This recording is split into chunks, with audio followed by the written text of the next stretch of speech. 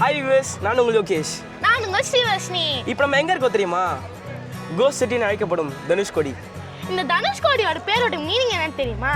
தனுஷ்னா ஆரோ, கோடினா end. ஆரோ end தான் தனுஷ்கோடி.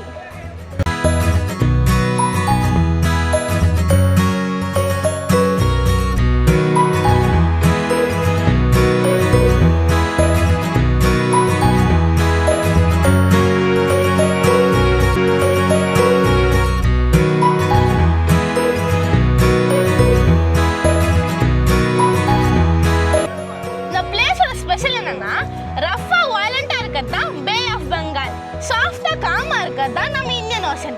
ரெண்டும் meet ஆகிற இடம் தான் கல்ஃப் ஆஃப் மானர். பாருங்க எவ்வளோ அழகா இருக்குன்னு. ஆனா இவ்வளோ பெரிய இடத்துல யாரும் நைட்ல தங்க முடியாது. இதோட சாபக்கேடு. இதுதான் நம்ம கோஸ்ட் சிட்டி. இந்த இடத்தோட ஸ்பெஷாலிட்டி என்ன தெரியுமா? இது ஃபர்ஸ்ட் ஒரு டெவலப்ட் ஏரியா. ட்ரெயின் எல்லாமே இருந்தது, எல்லா ஃபெசிலிட்டிஸும் இருந்தது.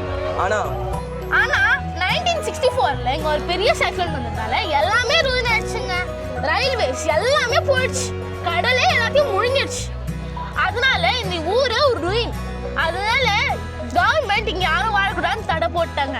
7 மணில இருந்து இங்க யாருமே வரக்கூடாது. ஃபிஷர்மேன் கூட வரக்கூடாதுங்க.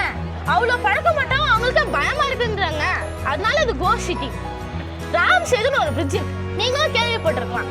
அது நம்ம லார்ட் ராமா சிலங்கைக்கு போறதுனால கட்டினது. அது ஒரு போரஸான மதுக்கும் கல்லுல செஞ்சிருக்காங்க. அந்த கல் இருக்கிறதுனால இங்க ஒரு தடையும் இல்லைங்க, இங்கேயும் ஒரு தடையும் இல்லை, ஸ்ரீலங்கா சரௌண்டிங்ஸ்ல ஒரு தடை இல்லை. அந்த கல் எப்படி வந்துச்சுன்றது இன்னி வரைக்கும் ஒரு மிஸ்ட்ரி.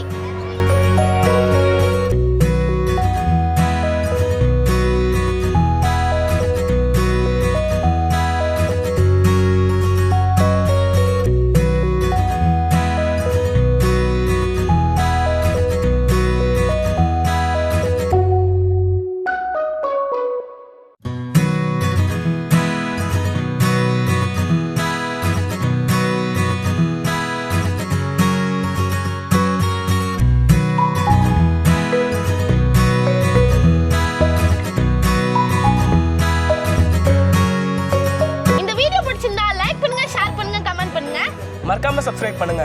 மறக்காம இந்த கோஸ்ட் சிட்டியான மிஸ்ட்ரி சிட்டியை விசிட் பண்ணுங்க. நான் உங்களை அடுத்த வீடியோல பார்க்கறேன்.